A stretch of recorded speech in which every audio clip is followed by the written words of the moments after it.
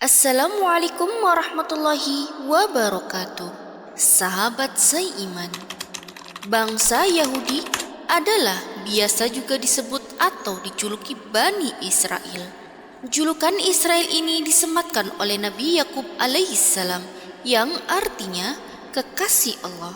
Julukan tersebutlah yang membuat bangsa Yahudi merasa derajatnya lebih tinggi daripada bangsa-bangsa lainnya.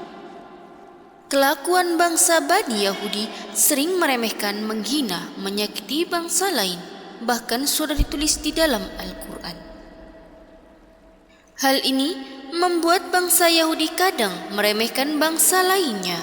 Selain itu, bangsa ini juga dikenal memiliki sifat yang suka membangkang, bahkan dengan tidak segan membuat syariat di luar ajaran Nabi. Lantas, apa saja 3 janji Allah kepada bangsa Yahudi? Dan kapan kebangkitan Islam merdeka dari jajahan kaum Yahudi? Simak ulasannya, tonton video ini sampai akhir hanya di channel TV Iqra. Janji Allah pada kaum Bani Yahudi. Mengingat bangsa Yahudi, kita sering ingat tingkah laku bangsa Yahudi yang sering meremehkan dan menyakiti bangsa lain. Ternyata bukan karena kebetulan. Allah sudah menjelaskan di Al-Quran tindak tanduk bangsa Yahudi. Pertama, menjatuhi hukuman kepada kaum Yahudi. Sikap yang paling menonjol dari kaum Yahudi adalah pembangkang dan suka membuat kerusakan di muka bumi. Janji Allah Subhanahu wa Ta'ala ini sesuai firman-Nya dalam Al-Quran, yang terjemahannya, dan kami tetapkan Bani Israel dalam kitab itu. Kamu pasti akan berbuat kerusakan di muka bumi ini 2 kali. Dan pasti kamu akan menyombongkan diri dengan kesombongan yang besar. Quran Surat Al-Isra ayat 4. Saat kaum Yahudi melakukan kerusakan pertama, ayat ini turun. Kemudian datanglah hamba-hamba Allah Subhanahu wa Ta'ala untuk menghancurkan kaum Yahudi ini. Mereka diusir sampai bercerai-berai di seluruh penjuru dunia. Saat kepemimpinan Umar bin Khattab, seluruh kaum Yahudi diusir dari tanah Palestina dan negeri Syam. Mereka semua hancur dan tidak lagi membuat kerusakan. 2. Kebangkitan sementara kaum Yahudi. Selanjutnya, janji kedua Allah Subhanahu wa Ta'ala kepada kaum Yahudi adalah kebangkitan dan kejayaan mereka.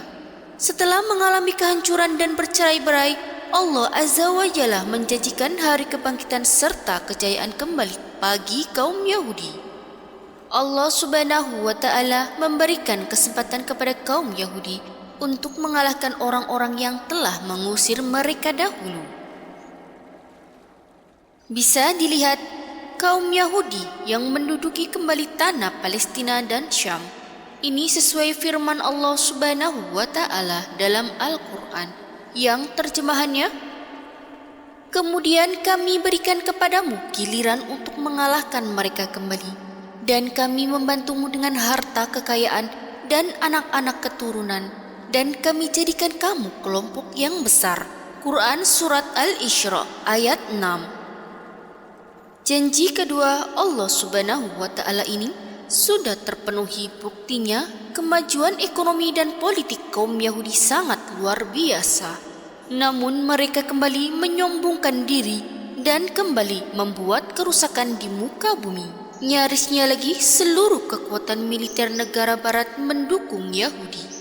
Tapi, janji kedua yang sudah terjadi itu tidak akan lama, sebab janji ketiga akan dibayar. 3. Kehancuran kaum Yahudi. Lantas apa janji ketiga Allah Subhanahu wa Ta'ala itu? Yakni kaum Yahudi adalah kehancuran kembali mereka.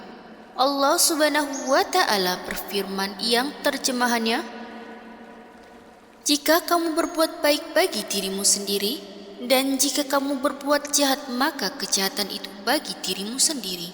Dan apabila datang saat hukuman bagi kejahatan yang kedua, kami datangkan orang-orang lain untuk menyuramkan muka-muka kamu dan mereka masuk ke dalam masjid sebagaimana musuh-musuh memasukinya pada kali pertama dan untuk membinasakan sehabis-habisnya apa saja yang mereka kuasai. Quran Surat Al-Isra ayat 7. Dari ayat ini orang-orang Yahudi akan merasakan kembali kehancuran mereka, seperti janji pertama Allah Subhanahu wa Ta'ala. Insya Allah, kesengsaraan rakyat Palestina atas kezaliman Zionis Israel yang juga dikenal Zionis itu segera berakhir. Demikian pembahasan mengenai ayat-ayat Al-Quran tentang kehancuran kaum Yahudi. Wallahu a'lam bishawab.